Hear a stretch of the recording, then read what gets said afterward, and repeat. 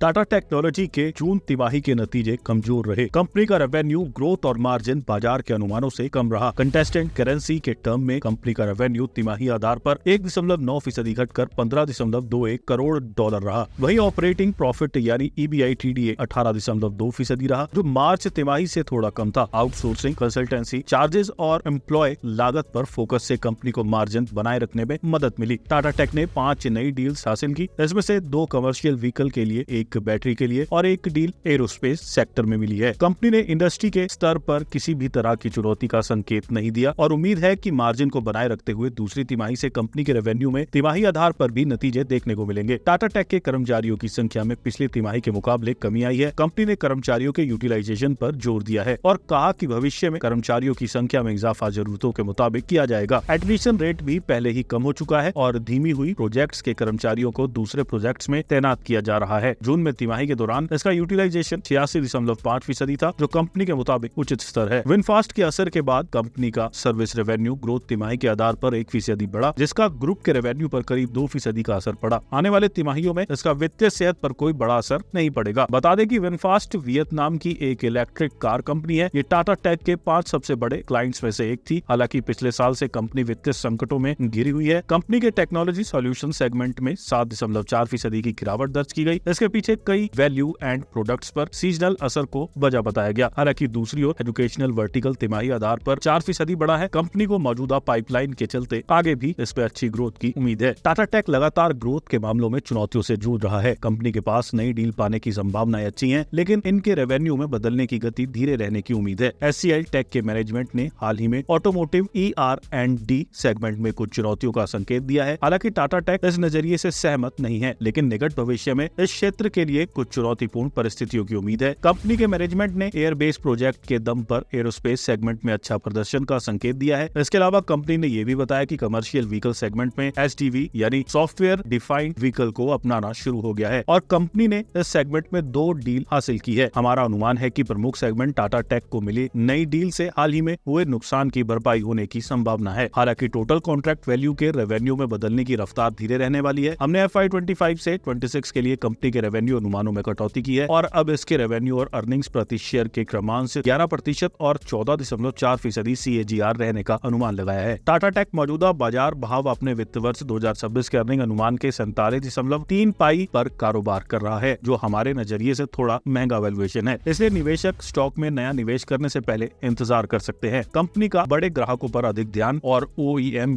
Tier 1 suppliers की ओर से automotive ERD खर्चे में कटौती टाटा टेक के लिए अहम जोखिम साबित हो सकता है।